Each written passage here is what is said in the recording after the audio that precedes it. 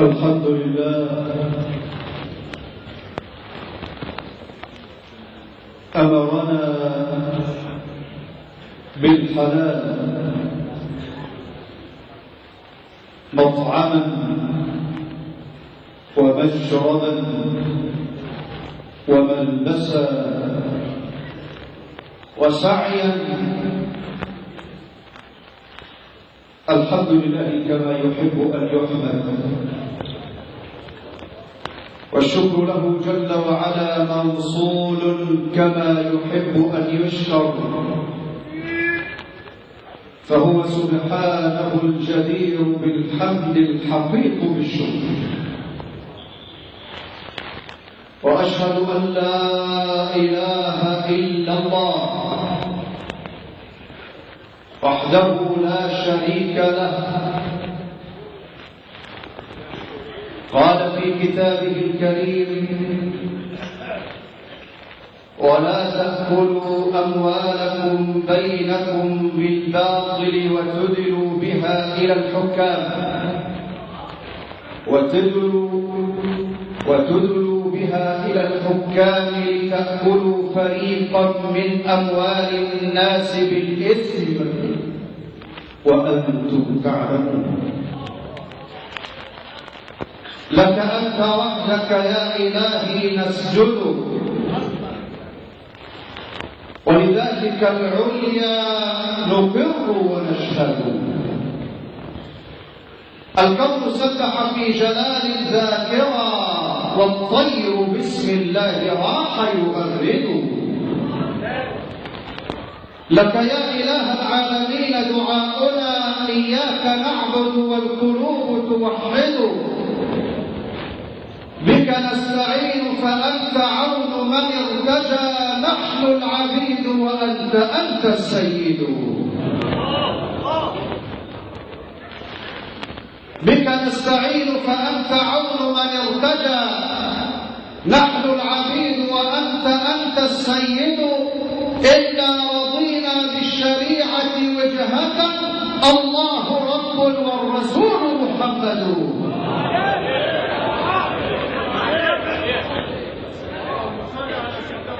وأشهد أن سيدنا ونبينا وحبيبنا وقرة أعيننا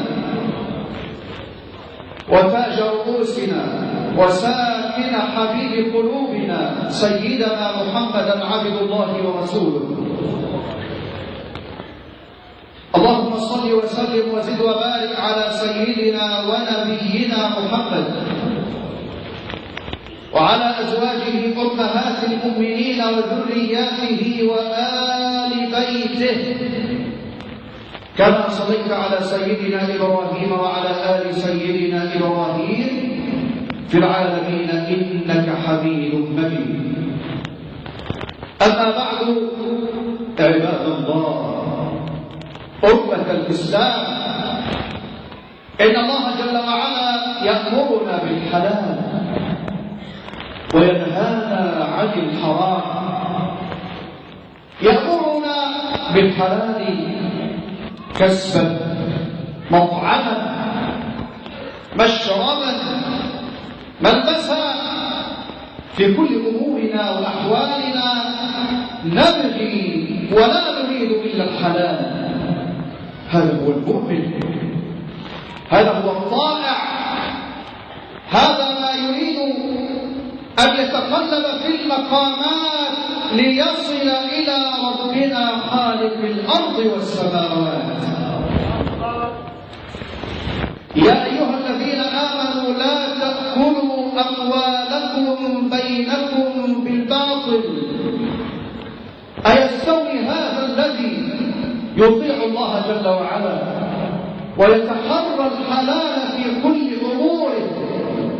أيستوي هذا مع ذاك الذي لا يبالي، كما قال النبي صلى الله عليه وعلى آله وصحبه وسلم: يأتي على الناس زمان لا يبالي المرء أمن الحلال أخذ أم من الحرام.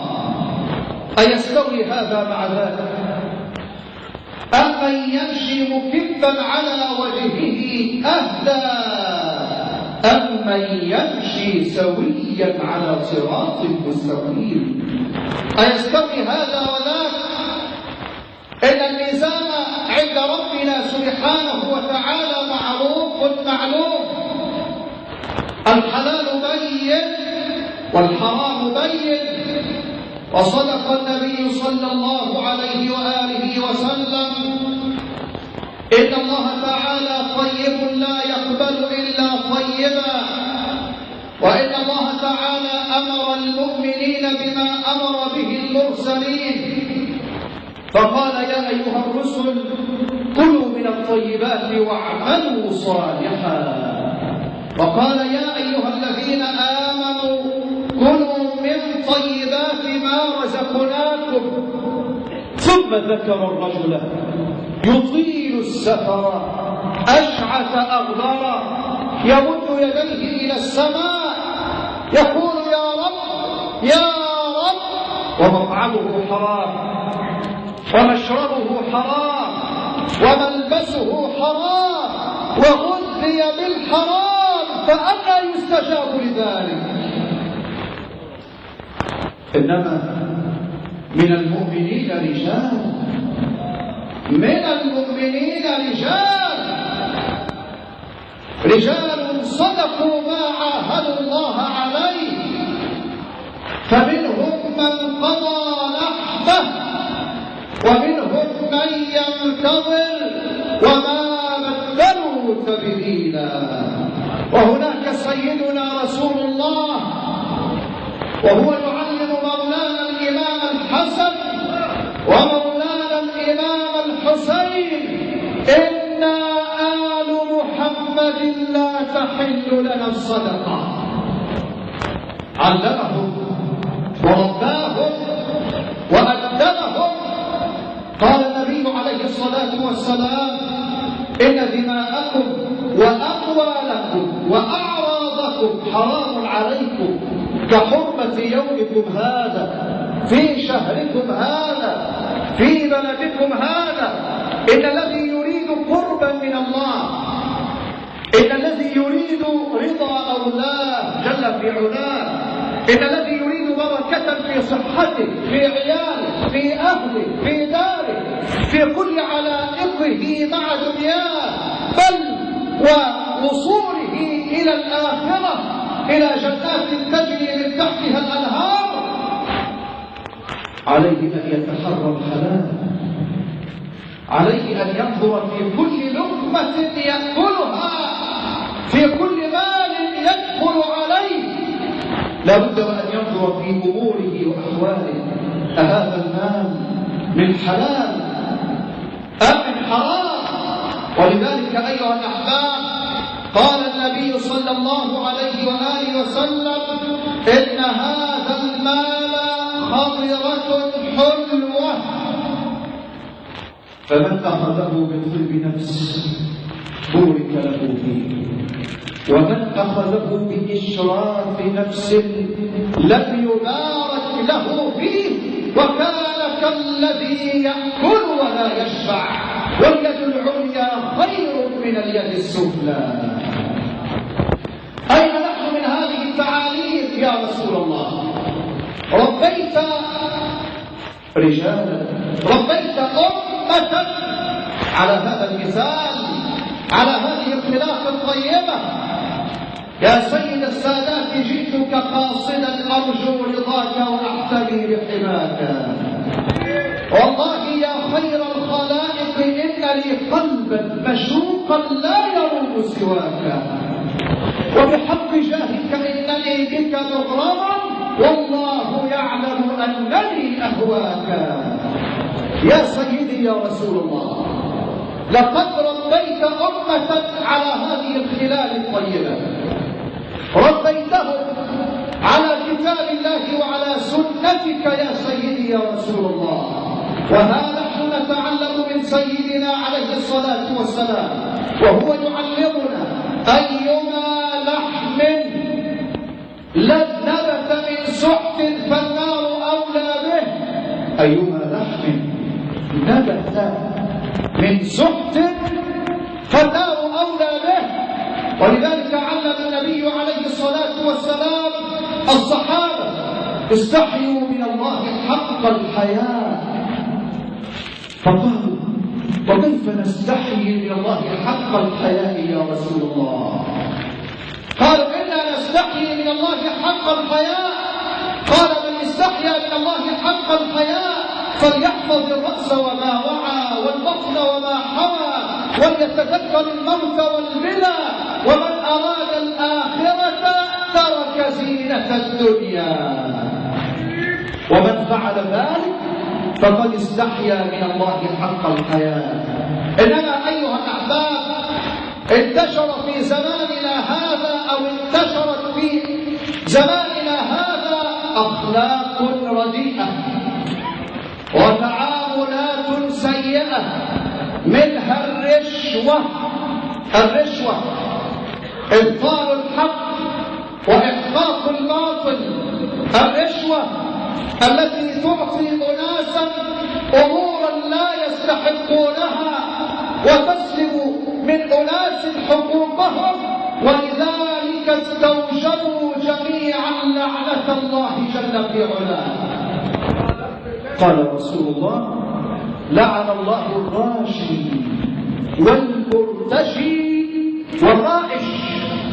الرائش الواسطة الذي يقوم بتخليص المهمة، لعن الله الراشي الذي يسعى لأن يأخذ غير حقه، ولعن الله المرتشي الذي ينظر إلى المال ولا ينظر إلى كونه يهدم في المجتمع قيما، يهدم في المجتمع أخلاقا، يعطي أناسا أمورا لا يستحقونها وأناسا آخرين يستحقون كذا وكذا ولا يجدون شيئا. ولعن الله الرائش الذي هو واسطة بين هذا وذاك لكي يقوم بإنهاء وتخليص المهمة. فإذا كان النبي صلى الله عليه وآله وسلم قد قال من كان وصلة لأخيه في حق، من كان وصلة لأخيه إلى ذي سلطان ليقضي له حاجته ثبت الله قدميه على الصراط يوم تزل الأقدام. إذا كان النبي صلى الله عليه وآله وسلم قال هذا فإن هذه شفاعة حسنة لإنسان يستحق هذا الأمر. إنما إنسان لا يستحق شيئا على الإطلاق نعطيه هذا الأمر لنبطل الحق ونحق الباطل. لعن الله الراشي والمرتشي والرائش. إنها خيانة الأمانة، كل في عمله أيها الأحباب. إن النبي عليه الصلاة والسلام قال نعم المال الصالح للرجل الصالح، إنما رشوة وأكل أموال الناس بالباطل وتعاملات مع الناس معاملات تغضب الله جل وعلا. لنرى المجتمع يعلو أناس لا يستحقون هذه المكانة وأناس آخرون في المجتمع يستحقون مكانة لائقة لا يجدونها. إن هؤلاء يستحقون لعنة الله جل وعلا. ولذلك كان حديث النبي صلى الله عليه وآله وسلم لما قال الصحابي استعمل النبي صلى الله عليه وآله وسلم رجلا من الأزد يقال له ابن اللتبية على الصدقة، استعمله على الصدقة، فكان يقول لما تأتي إليه الصدقات هذا لكم وهذا أهدي لي. فقالوا هذا للنبي صلى الله عليه وآله وسلم. فماذا قال رسول الله؟ قال ما بال الواحد منكم أستعمله على الصدقات فيقول هذا لكم وهذا أهدي لي، هلا جلس أبيه أو أمه فينظر أيهدى إليه أم لا. أين نحن من هذه التعاليم؟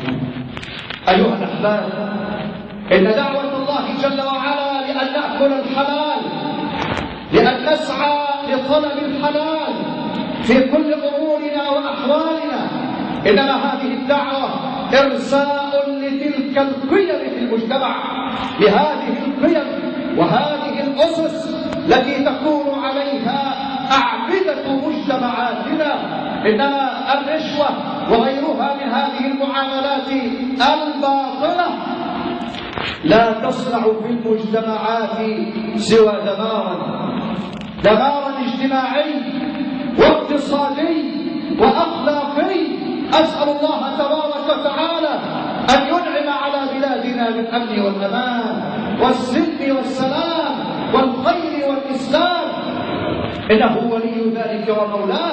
أقول قولي هذا وأستغفر الله العظيم لي ولكم، استغفروا الله يغفر لكم.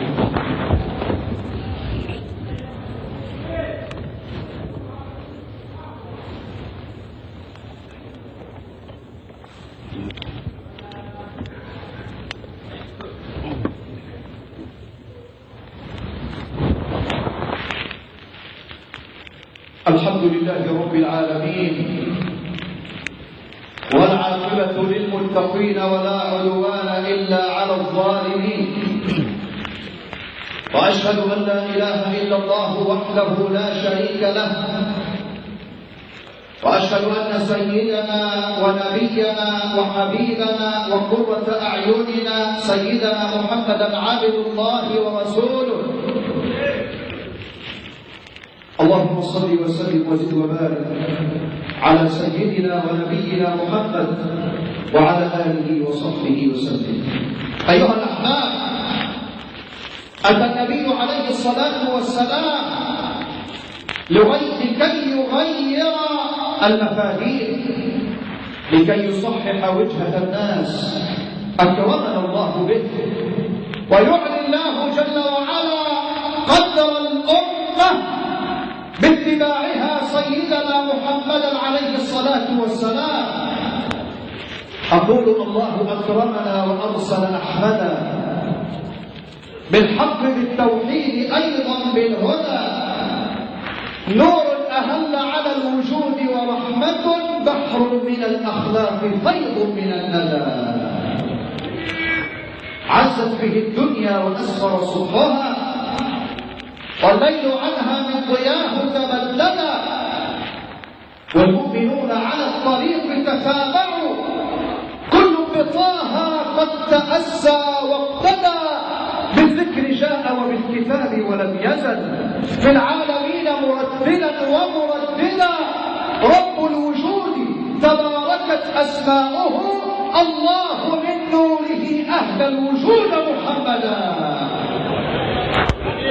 يا رسول الله، يا حبيب الله، ها هي أمة الإسلام، بإذن الله تتبع سنتك سيدي يا رسول الله، وتحب آل بيتك يا سيدي يا رسول الله، حبا بإخلاص، حبا بصدق سيدي يا رسول الله. وقد علمت وربيت مولانا الإمام الحسن ومولانا الإمام الحسين، إن آل محمد لا تحل لنا الصدقة. هكذا لنتعلم كيف عاش سيدنا رسول الله، وكيف ربى رجالا على الحلال، ربى رجالا يطلبون الحلال، ربى رجالا جابوا الآفاق كلها ونشروا الإسلام في ربوع الأرض بأخلاقهم واتباعهم أوامر الله جل وعلا وسنة سيدنا ونبينا محمد صلى الله عليه وعلى آله وصحبه وسلم. وهكذا أيها الأحباب، الشاب مع سيدنا رسول الله، حتى نعلم كما قال النبي عليه الصلاة والسلام: من ترك شيئا في الحرام ناله في الحلال. الشاب يصلي مع سيدنا رسول الله، لكن يسرق وربما يرتكب الفواحش، فذكر الحديث أمامه: من ترك شيئا في الحرام ناله في الحلال. فذهب الشاب لكي يسرق امرأة، وهذه رواية صحيحة، لكي يسرق امرأة في بيتها وربما يرتكب الفاحشة. هذا ما يزينه له الشيطان. فدخل عليها فوجد الذهب أمامه فأراد أن يسرق، فتذكر حديث رسول الله: من ترك شيئا في الحرام ناله في الحلال. يا شباب الأمة، يا رجال الأمة، تعلموا وعلموا أولادكم على هذه الخلال الطيبة. هذه ليست تجارب، وإنما يقين في الله وبالله سبحانه جل في علاه. فأراد الشاب وسولت له نفسه أن يرتكب الفاحشة، فتذكر حديث رسول الله: من ترك شيئا في الحرام ناله في الحلال. وخرج الشاب إلى مسجد سيدنا رسول الله، انزوى إلى جدار من جدران مسجد سيدنا رسول الله، وأتت المرأة إلى سيدنا رسول الله لتحكي له ما جرى لها وحال الشاب الذي لم تره المرأة، لكن أحست بدخوله. وحكت المرأة هذا لسيدنا رسول الله، فقال لها رسول الله: أأنت متزوجة؟ قالت: لا يا رسول الله، مات زوجي. فقال: هل لك أن تتزوجي؟ فقال: نعم. قالت: نعم سيدي يا رسول الله. فنادى على الشاب وقال له: تعالى، أتريد أن تتزوج؟ قال: نعم. فزوجهما رسول الله.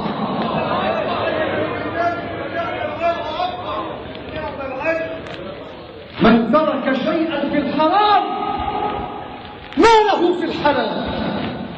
بل يحكى هذا عن شباب كثر من طلبة الأزهر الشريف الذين درسوا في أزهرنا، درسوا في هذا المعهد العظيم. بل يحكى في القرن الأول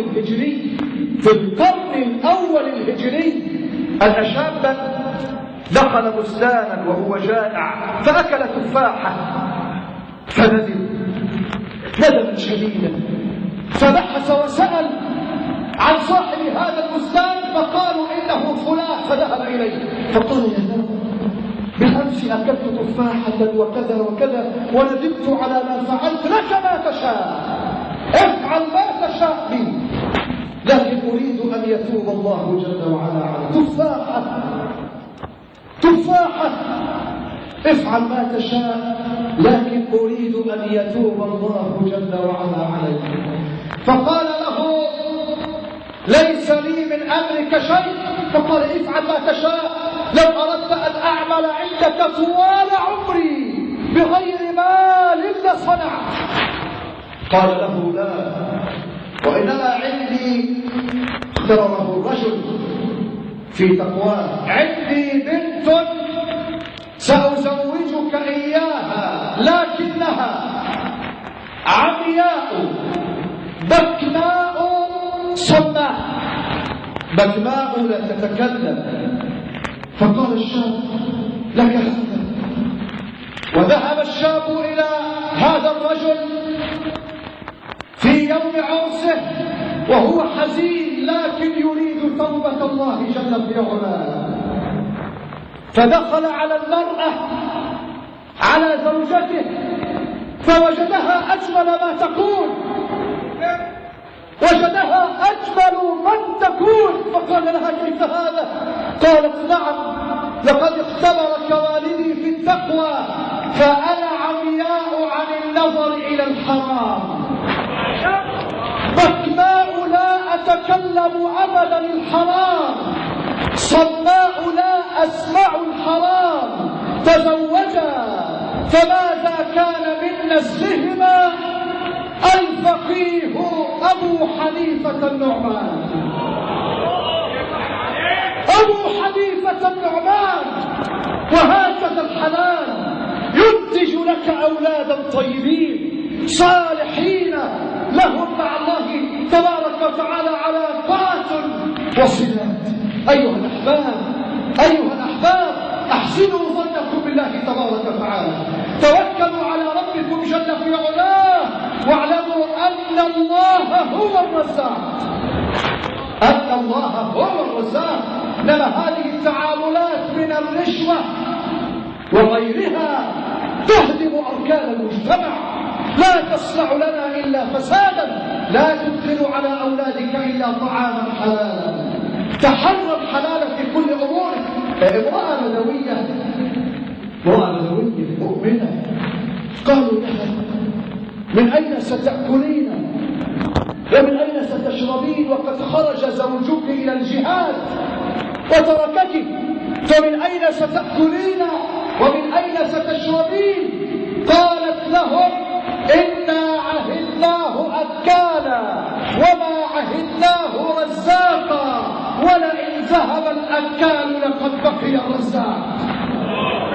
اللهم يا ذا الجلال والإكرام، يا ذا الفضل والإنعام، يا حي يا قيوم يا الله، ارزقنا الحلال يا ذا الجلال والإكرام، ارزقنا الحلال يا الله، ارزقنا الحلال يا الله، وفقنا لما تحبه وترضاه يا الله. أنعم على مصر بالأمن والأمان والسلم والسلام والخير والإسلام والرزق الوفير والخير العميم يا ربنا. من على منبر مولانا الإمام الحسين حفيد وابني وحبيب نبيك يا الله، نسألك يا ربنا أن تجعل مصر في أمانك وضمانك. اللهم اجعل مصر في أمانك وضمانك، اللهم اجعل مصر في أمانك وضمانك. من أراد مصر بخير فوفقه يا الله، ومن أرادها بسوء فرد كيده في نحره، واجعل دائرة السوء تدور عليه. اللهم لا تدع لنا ذنبا إلا غفرته، ولا هما إلا فرجته، ولا دينا إلا قضيته، ولا مريضا إلا شفيته، ولا ميتا إلا رحمته، ولا حاجة إلا قضيتها يا الله يا الله يا أرحم الراحمين. اللهم اغفر للمسلمين والمسلمات والمؤمنين والمؤمنات الأحياء منهم والأموات. رضي الله عن مولانا الإمام الحسين، رضي الله عن سيدتنا السيدة زينب، رضي الله عن ساداتنا من آل البيت الكرام الأطهار، وعلى جدهم سيدنا المصطفى أفضل الصلاة وأتم السلام. وصل اللهم وسلم وبارك على النبي المختار وعلى آل البيت الأطهار وعلى الصحب الأخيار. اذكروا الله